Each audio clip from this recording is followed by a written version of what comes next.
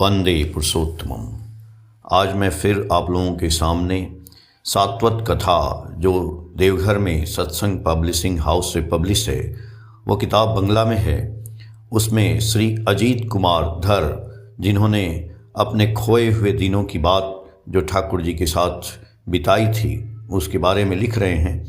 और एक चीज़ है कि इस वक्तव्य में, इस जो उनकी जीवनी है उसमें उन्होंने लिखा है कि जो ठाकुर जी की प्रतिकृति जो पैर मोड़ करके बैठे हैं और जिसकी पूजा आज घर घर में होती है और हर सत्संग केंद्र में भी वही फोटो रखा हुआ है, उसका वर्णन है कि कैसे उसी फोटो को चुना गया। तो उन्होंने अपनी बातें जो लिखी हैं वो मैं अपनी जुबान से आपके सामने प्रस्तुत कर रहा हूँ, अपनी आवाज़ में। उन्होंने लिखा है कि हम दो लोग जब बैद्यनाथ धाम स्टेशन पहुँचे तब दिन बहुत बीत चुका था। सत्संग आश्रम जाने पर पता चला कि अब इस समय ठाकुर जी का दर्शन नहीं होगा। इतना मालूम था कि वहाँ पर आनंद बाजार की व्यवस्था सुनील चटर्जी दा के घर पर था, वर्तमान में कोल डिपो के पीछे जो है। जब टन टन करके घंटा बजता था वही आवाज़ सुनकर आश्रमवासी प्रसाद लेने जाते थे। अतिथि हाउस था जो वर्तमान में मनमोहिनी धाम जहाँ पर है वहाँ पे पहले एक अतिथि हाउस होता था। आश्रम के निर्माण के साथ उस दिन की व्यवस्था आज भी कल्पना में है। चारों तरफ बड़े बड़े पेड़ थे, झाड़ झंखाड़ जंगल और लाल मिट्टी का रास्ता था। उसके पास सेवक लोगों का घर था। उनकी बाहरी दीवार छोटी थी, नाम मात्र के गेट रहते थे। उस समय जब हम लोग पहुँचे थे तो अक्टूबर का महीना था, क्योंकि पथरीला ज़मीन था और हवा में बहुत ठंडक थी। सुबह सुबह लोगों के साथ हम दोनों लोग भी पैदल जाने लगे जहाँ ठाकुर जी का दर्शन होगा। सामने एक गोल आकार का पक्का मकान साफ सुथरा दिख रहा था। वहीं पर एक पेड़ की डाली के नीचे कुर्सी पर श्री ठाकुर जी बैठे हुए थे। उनके आसपास कुछ लोग खड़े थे, पर हम लोग किसी को पहचान नहीं रहे थे। प्रणाम करने के बाद उनके आगे दूर में हम दोनों बिना पलक झुकाए एकटक उनको देखकर दर्शन कर रहे थे। उनका पैर, उनकी भौहें, उन्नत ललाट, सुंदर चेहरा, सब कुछ मन को मोहित कर रहा था। उनको सुंदर छवि को देखकर वर्णन करना असंभव है। किसी के साथ कुछ बात कर रहे थे ठाकुर जी। बोलते समय उनकी कंठ और आवाज़ तथा प्रत्येक अंग में एक सुंदर कंपन डोलायमान हो रहा था। ये सब देखकर पलक झपकाने का भी मन नहीं करता था। आज हम दोनों लोग मन में एक आशा लेकर उनके चरणों में उपस्थित थे। हम लोग सब अपनी बातें भूलकर उनके दर्शन करने आए थे। दीक्षा लेकर ठाकुर दर्शन के लिए मन में एक मुक्ति की आशा को रखे थे। ये सब बातें मुंह में ही रह गईं। वहाँ पर हमारे साथी सुरेंद्र चौधरी ने ठाकुर दर्शन करते समय प्रार्थना की कि वह सारा जीवन इष्ट का कार्य करना चाहता है। दयाल प्रसन्नतापूर्वक उन्हें अपनी सहमति प्रदान किए। दो लोगों को निर्देश दिए कि किसके साथ रहकर काम करना होगा। उनके कहने के अनुसार हम लोग प्रभात दा और शरद हालदार दा के साथ ये बात बताए। 2 दिन आश्रम में रहने के बाद ठाकुर जी की अनुमति लेकर हम दोनों आसाम वापस आ गए। 1948 वर्ष के जुलाई महीने में श्री गौरांग चंद्र पालदा के द्वारा हमारी दीक्षा हुई। उसके कुछ दिन बाद स्वस्तैनी भी लिए। 1949 के अप्रैल महीने में श्री ठाकुर ने हमें जाजक का पंजा दिया। 6 मास बाद अधर्यु का पंजा मिला। उत्सव कॉन्फ्रेंस के समय मेरा देवघर आना हुआ। श्री ठाकुर के निर्देशानुसार प्रभात दा के साथ फील्ड के कार्य में विभिन्न जगहों पर घूमना शुरू हुआ। वर्ष 1950 के 19 अप्रैल को सह प्रतिऋत्तिक का पंजा मिला, जिससे दीक्षा देने के कार्य में और ही जोर शोर से क्षेत्र में घूमना शुरू हुआ। पर दीक्षा ज़्यादा नहीं होता था, क्योंकि नया नया जगह जाता था तो 2-1 करके दीक्षा होती थी, लेकिन नित्य चलता रहा।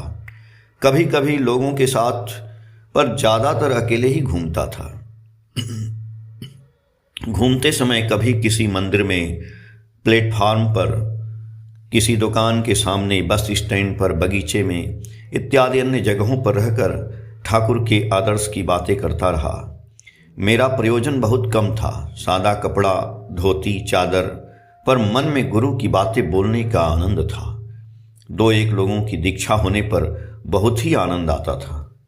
दिन पर दिन, महीने पर महीने ऐसे ही परिश्रम चलता रहा। मेरी परिक्रमा चलती रही। गुवाहाटी शहर के बीच 8 गांव में किनारे पर अस्थायी केंद्र था। वहां पर मेरी मुलाकात रविंद्रनाथ रायदा, दीनानाथ शर्मादा, सत्य शर्मादा, प्रियनाथ शर्मादा, गोपाल विश्वास दा, अच्युत दत्त दा, कंदर्प नारायण दा और अनेक भक्त मनुष्यों लोगों से मेरा परिचय हुआ। सबकी उम्र करीब 30 वर्ष के करीब थी। दयाल ठाकुर हम सभी लोगों को जानते थे, सबके घर का खबर लेते थे। कॉन्फ्रेंस और उत्सव में हम सभी दल बांधकर जाते आते थे। दयाल ठाकुर हम सभी को बड़दा के पास भेज देते थे। तब अशोक आश्रम में बड़दा दिन और रात में 2-3 बार बैठते थे। हम सभी वहाँ रहते थे। बड़दा सबकी खबर लेते थे और समय मिलने पर सबकी बातें वो ठाकुर जी को बताते थे। उसी समय ठाकुर ने दया करके बोला, तुम लोग गुवाहाटी में मंदिर बनाओ, इसके बाद सब जगह मंदिर बनेगा। उस समय हम लोगों के साथ रवीन दा थे। ये इच्छा ठाकुर उनसे ही प्रकट किए। उसके बाद श्री ठाकुर ने हम सबसे भी यही इच्छा प्रकट की।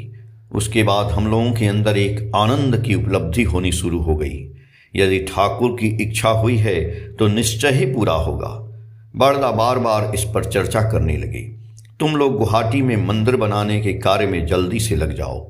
एक अस्थायी जगह लेने के लिए कर्मी लोगों को विभिन्न प्रकार से उत्साहित करने लगे।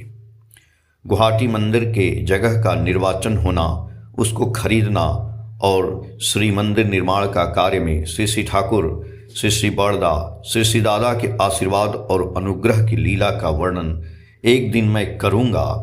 ये तो ऐसा जो मेरे मन में था, वो सोचता था कि कभी समय आने पर जरूर बोलूँगा। 1950 साल के पहले की बात है। एक कॉन्फ्रेंस में मैं देवघर आया। मनिंद्र करदा के साथ विभिन्न तरह की कथा सुने, कई जगह घूमे, किंतु जो दर्शनीय स्थान थे वहाँ नहीं गए। जाने की इच्छा तो थी, पर कैसे जाएं? 2 लोगों ने आपस में बात किया कि आने वाले अगले कॉन्फ्रेंस में आएंगे, तब लक्ष्मण झूला आदि देखेंगे।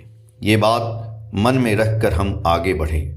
कॉन्फ्रेंस समाप्त होने पर ठाकुर जी की अनुमति लेकर हम लौट गए। जो मन में था उस बात को हमने ठाकुर से कुछ नहीं बोला।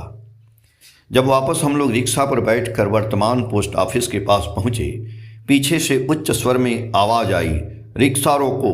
एक दादा दौड़कर आए और बोले, आप दोनों को ठाकुर जी बुला रहे हैं। लौटकर हम लोगों ने ठाकुर के सामने प्रणाम करके जैसे ही हम लोग खड़े हुए तो ठाकुर जी की मधुर आवाणी सुने। ठाकुर जी बोले, मैं बोल रहा हूँ कि यहाँ से सीधे धुबड़ी जाना, जो आसाम बॉर्डर के क्षेत्र में है, वहाँ जाकर कार्य करना।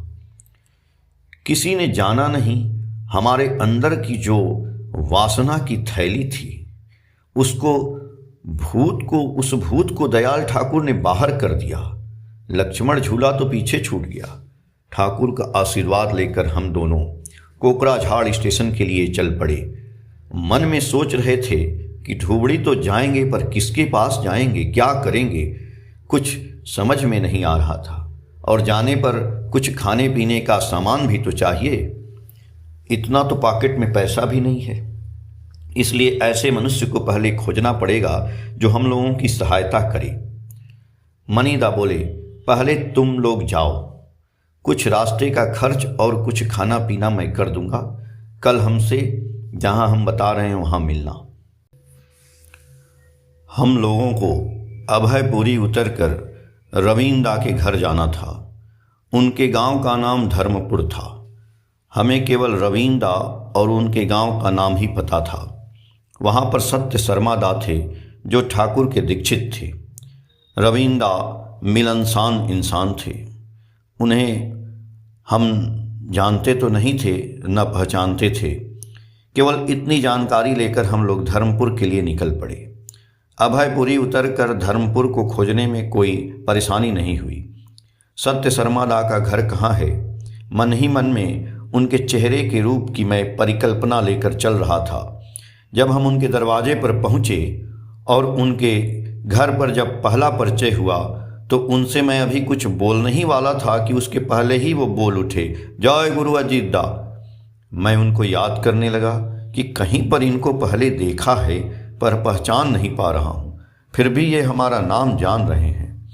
वास्तव में वही हैं जिन्हें मैं खोज रहा हूँ, पर इनसे पहले तो मैं मिला नहीं हूँ। आज ही हम आएंगे ये खबर भी किसी ने नहीं दिया है। ठाकुर की वाणी है, अंतर्ज्ञानी बनो, अनुमान लगाने वाले बनो। उनका अनुमान जो हो, पर वो बहुत खुश हुए। एक गुरु भाई से मिलकर बहुत आनंद आया। ठाकुर जी का निर्देश और हमारे उद्देश्य की बात जानकर वो हमारी सहायता के लिए एक निर्दिष्ट जगह पर ले गए, जहाँ पर मनीदा के साथ मुलाकात हुई। मैंने देखा कि उनके पास एक बैग था, एक बड़ा सा थैला और 16-17 साल का एक लड़का था जिसका नाम सुनील सेन गुप्त था।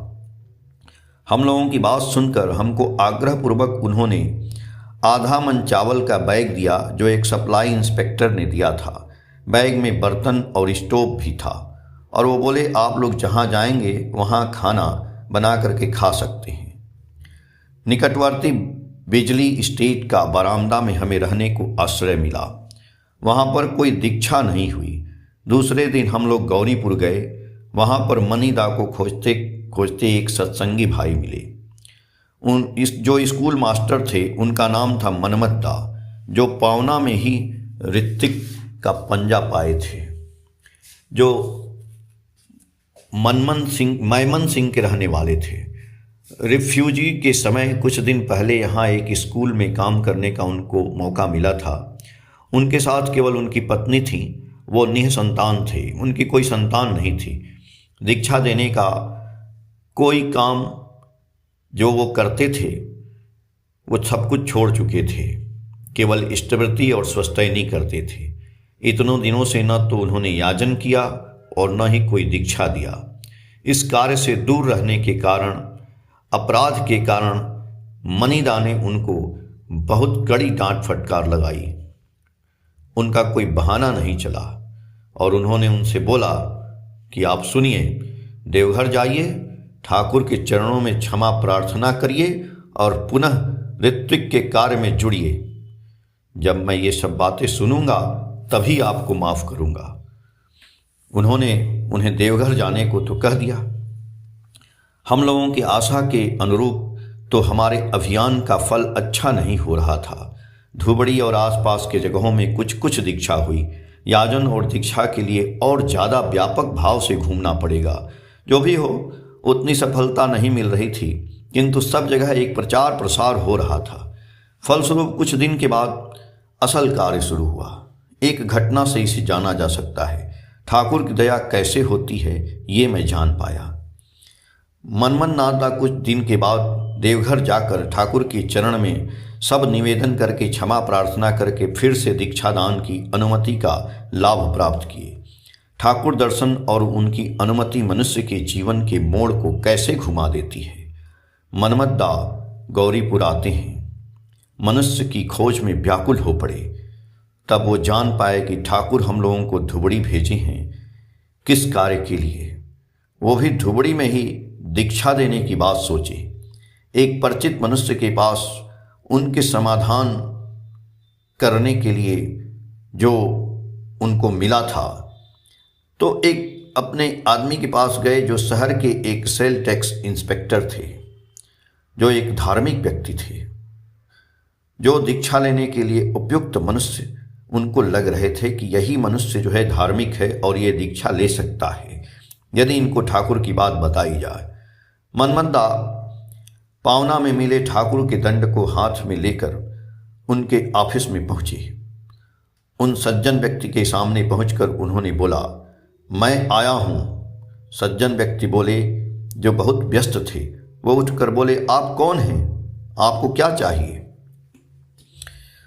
उन्होंने बोला कि मैं श्री ठाकुर अनुकूल चंद्र का ऋत्विक हूँ। ठाकुर इस धराधाम पर जीवन का उद्धार करने के लिए अवतरित हुए हैं। उनका आश्रय लेने से ही जीवन में रक्षा मिलेगा, नहीं लेने से रक्षा मिलना बहुत कठिन है। आप तो एक धार्मिक मनुष्य हैं, यदि आप दीक्षा लेंगे तो आपके लिए अच्छा रहेगा। मनमत दा की सरल बात से ही सुसंस्कार से युक्त उन मनुष्य ने दीक्षा लाभ किया। आसाम में याजन और दीक्षा का कार्य उस समय रविंद्रनाथ रायदा के द्वारा बहुत योगदान पूर्वक हो रहा था। उन्हें कुछ दिनों में पता चला कि हम लोग धुबड़ी आए हैं और मनमत दा फिर से सक्रिय हो गए हैं। उसके बाद रवीन दा धुबड़ी पहुँचे और मनमत दा के माध्यम से इंस्पेक्टर दादा से मिले। इंस्पेक्टर दा रवीन दा के द्वारा ठाकुर की बात सुनकर आकर्षित हुए। तब वो जान पाए कि जीवन का असली काम क्या है। ये प्रेरणा उनके अंदर इतनी तीव्र हुई कि वो तेज गति से इष्ट कार्य करने लगे। वो रवीन दा को साथ लेकर धुबड़ी शहर के आसपास के गांव में भी गए। आसाम बॉर्डर के विस्तृत क्षेत्रों में जाकर हजारों मनुष्यों को सत्यनाम से युक्त कराए। आज भी उनका कर्म का प्रवाह क्रमवर्धित होकर चल रहा है, जो उस क्षेत्र की एक परंपरा बन गई है। इतिहास कैसे बदलता है ये देखा गया। वो इंस्पेक्टर दादा अपने नौकरी के जीवन काल में गुवाहाटी में टैक्स विभाग में ही सुपरिंटेंडेंट के पद पर पहुँचे। श्री यतीन चौधरी इसी नाम से जाने गए। सदगुरु के चरणों में आश्रित जीवन का एक अध्याय बीत जाने के बाद जीवन चक्र बदल जाता है। हर एक जीवन के साथ और बहुत जीवन जुड़ा होता है। यहाँ पर एक ही स्वार्थ है, एक आदर्श से युक्त रहकर उनके स्वार्थ के लिए चलते रहना। और वहाँ पर गुरु ही होते हैं मुख्य चालक, वहाँ पर किसी का हाथ नहीं होता। 1962 वर्ष का सितंबर का महीना, तब मैं आसाम के तेजपुर में था। एक दिन बड़दा का पत्र मिला, ठाकुर बुलाए हैं। 8 सितंबर ताल नौमी तिथि आने वाला था। पत्र मिलते ही देवघर आ गया। देवघर आते ही बड़दा बोले, तुम इतना देर से क्यों आए? ठाकुर अक्सर हमसे पूछते रहते हैं। वो अभी तक नहीं आया। उस समय 2 काम का दायित्व हमारे ऊपर उन्होंने दिया, प्रणामी गिन कर रखना और दंड रखना। जब ठाकुर चाहेंगे देना होगा। यीशु मुखर्जी दा ने पार्लर के बीच पश्चिम की तरफ रखी एक अलमारी की चाबी दिए, जिसमें प्रणामी गिन कर रखना होगा। इन 2 कार्यों के लिए हर समय ठाकुर के आसपास ही रहना होगा। जैसा समय होगा तब अस्थायी रूप से देवघर में रहना शुरू हुआ। कुछ दिन बाद प्रणामी गिनने और रखने का जगह बदल गया। मेमोरिया के सामने खड़ घर, जो कुछ दिन से बंद था, वो घर साफ सुथरा किया गया। ठाकुर को बैठने का बिस्तर पहले उसी स्थान पर रखा जाता था, क्योंकि ठाकुर पहले इसी घर में बैठते थे। घर को साफ सुथरा करने के बाद बड़दा ने गौरदास द्वारा कलकत्ता से एक नई अलमारी लाने को बोला। इसी घर में एक कोने में बैठकर प्रणामी गिनकर अलमारी में रखता था। किंतु यहाँ पर एक अन्य बात मैं बोलना चाहता हूँ। इसी बीच ठाकुर एक दिन बड़दा को खड़ घर में बैठने को बोले। ठाकुर जिस बिस्तर और खाट पर बैठते थे उसी को बिछाने और उसी पर बड़दा को बैठने को बोले, पर बड़दा सुनकर भी उस पर नहीं बैठे। उस समय बड़दा बड़माँ के घर के बरामदे पर एक छोटी चौकी पर बैठते थे। उसके बाद धीरे धीरे ठाकुर बड़दा को खड़ घर में बैठने को बोलते थे। ऐसा बोलते बोलते जब बहुत ठाकुर बोले, तब बड़दा एक दिन धीरेन मुक्त दा को बोले, खड़ घर में से ठाकुर का बिस्तर चादर वगैरह हटाकर वहाँ पर एक पत्ते वाला बिस्तर बिछाने को बोले। जब सब हो गया तब हमको बोले कि अजीत, इस घर में ठाकुर जी का फोटो नहीं है, तुम एक फ़ोटो यहाँ लगा दो। उस समय राजन पाल फोटो लगाते थे। दौड़कर उनकी दुकान पर गया और एक छोटा आकार का फ़ोटो फ्रेम करा के, जो बैठे हुए ठाकुर का फ़ोटो था, फ़ोटो खरीद कर लाया और निर्दिष्ट स्थान पर लगा दिया। उस समय अक्सर रोज़ ठाकुर जी बड़माँ के साथ सुबह सुबह हडसन गाड़ी से आते जाते थे। बड़दा गाड़ी चलाते थे। एक दिन जब वापस आ रहे थे तो सहजन के पेड़ के पास गाड़ी खड़ा किए और दो लोग बड़दा और बंकिमदा ठाकुर जी का हाथ धरकर पार्लर की तरफ ले जाने लगे। खड़ घर के पास से जाते समय बड़दा बोले, आज यहाँ थोड़ा आप बैठ जाइए। ठाकुर जी खड़ घर में पत्ते का बिस्तर को देखकर थोड़ा हंसे और उस तरफ आए। उनके बैठने के बाद जल और तंबाकू दिया गया। तंबाकू पीते पीते ठाकुर अपनी फ़ोटो की तरफ देखकर बड़दा को बोले, ये तुम्हारी फ़ोटो है क्या? बड़दा विनयपूर्वक बोले, जी यहाँ आपकी फ़ोटो है। ठाकुर जोर देकर बोले, नहीं नहीं, यह तुम्हारी फ़ोटो है। बड़दा कुछ नहीं बोले, चुप रहे। इसके बाद ठाकुर पार्लर गए। बड़दा ठाकुर जी के घर से आकर धीरू मुक्तदा को कुछ आवश्यक निर्देश दिए। सुबह भोग के बाद पार्लर के चारों तरफ का दरवाज़ा खुलते ही ठाकुर जी खड़ घर की तरफ देखे। बड़दा खड़ घर में बैठे थे, किंतु ठाकुर की चौकी और बिस्तर नहीं था। घर में अलग से बिस्तर और चौकी रखा हुआ था, वो अलग बैठे थे। ठाकुर देखे, कुछ बोले नहीं। इस घटना का साक्षी मैं था। मैंने देखा और सोचा, ये कैसा व्यापार है। कुछ दिन बाद ठाकुर गौड़ मंडलदा को एक चौकी बनाने को बोले। ठाकुर यहाँ वहाँ पार्लर के बीच बाहर की जगह बदल बदल कर बैठते थे। इस बार नया चौकी पर बिस्तर अपने सामने ही रखने को बोले। सामने प्रणामी का बक्सा भी रखने को बोले, जहाँ पहले प्रणामी का थाल रखा जाता था। पंडित जी को शुभ दिन देखकर चौकी रखने को बोले। उस दिन बड़दा जब वहाँ प्रणाम करने आए तो उसके बाद ठाकुर उनको उस चौकी पर बैठने को बोले। बीच में वेदी पर जो पत्ते का आसन था उस पर बैठने जाते हुए देखकर ठाकुर चौकी पर बैठने की बात बोले। बड़दा फिर भी नहीं बैठे। ठाकुर बैठने के लिए फिर बोले। खाट के कोने की तरफ बैठकर बड़दा बोले, आज यहीं बैठेंगे। ठाकुर की अनुमति लेकर खड़ घर में जाकर बैठे। इस घटना का प्रत्यक्षदर्शी जो हम लोग थे सब देखे। बड़दा खड़ घर में चुपचाप जाकर बैठ गए और उनके दोनों आंखों में आंसू भर गए और आंसू की धारा बहने लगी। उस समय ठाकुर की विभिन्न उम्र की फ़ोटो बनाकर फ्रेम कराकर विभिन्न केंद्र मंदिर में भेजने का कार्य कलकत्ता से होता था। इस कार्य के चलते शैलेंद्र साहदार के साथ मुलाकात हुई, जो पुराने सत्संगी थे, जो पावना के दीक्षित थे। ठाकुर के देवघर जाने के बाद उनको देवघर जाने के लिए बोलता था।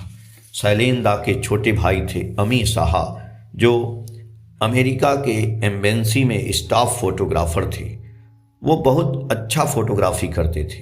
कलकत्ता में हॉस्पिटल स्ट्रीट में उनका स्टूडियो था। उनके पास बहुत ही कीमती रोलीफैक्स का कैमरा था। ठाकुरबाड़ी में एक विवाह के दौरान उस अमी साहा को मैंने देखा, जो फ़ोटो खींच रहे थे। ठाकुर का भी फ़ोटो खींचे। कुछ दिन बाद फिर मैंने उनको देखा। सुना कि ठाकुर जी की फ़ोटो दिखाने के लिए वो आए हैं। सोचे कि ये कभी तो आते नहीं थे, अभी जल्दी जल्दी आ रहे हैं, क्या बात है। पूछने पर बोले, ठाकुर की फ़ोटो दिखाने के लिए आते हैं। उसी फ़ोटो को ठाकुर के आदेश अनुसार बड़ा करके फ्रेम में लगाने को बोले हैं। इसके कई दिन बाद खड़ घर में बड़दा बैठे थे। उनके पास हम सभी कई लोग थे। ठाकुर बड़दा को बुलाए। अमी साहा बड़े साइज का चौकोर फोटो लेकर आए हैं। उस फोटो को ठाकुर बड़दा को दिए। मैं पास में जाकर उसे लिया, हाथ जोड़े जो उनकी फ़ोटो है।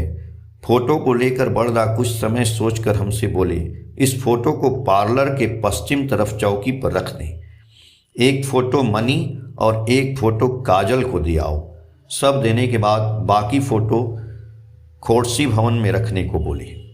दयाल ठाकुर की लीला की कथा बोलने पर और दो प्रसंग का उल्लेख है, जो इस प्रकार है, जिसके साथ साथ जड़ित है हमारे इस क्षुद्र जीवन की कुछ अविस्मरणीय यादगार। पहला, ठाकुर का चरण युगल, जो छोटे फ्रेम में फ़ोटो मैंने बड़दा के निर्देश से खड़ घर में रखे थे। तो ठाकुर के चरण युगल का जो फ़ोटो था, आजकल सत्संग के हर केंद्र मंदिर में उसी फ़ोटो की प्रतिक्रिया को पूजा जाता है। कभी सुने थे, जो मन में आता है ठाकुर किसी को बोले थे कि उनकी फ़ोटो जो फ्रेम वाली थी, जो अमी साहा ने खींच कर उनको दी थी, उसी फ़ोटो को बड़ा करके बड़दा को रखने को दिए थे। उतनी बड़ी फ़ोटो तब कोई नहीं थी। अपने सभी संतानों को अपने भविष्य की व्यवस्था की बातें खुद ही ठाकुर कर दिए थे। बड़दा जानते थे दयाल की लीला का वास्तव में सब अर्थ क्या है। 1969 वर्ष की 26 जनवरी को समस्त आश्रम दुख के शोक में डूब गया। पूरे दिन के बाद संध्या में विनती प्रार्थना का समय हो गया। बड़दा रोते हुए क्रंदन करते हुए नन्द दुलाल दा को बोले, ठाकुर का इतना बड़ा बिस्तर खाली पड़ा है, बड़ा सा फोटो बिस्तर पर अच्छी तरह से बैठा दें। अनुलिखन श्री ईसी प्रसाद घोष। जय गुरु।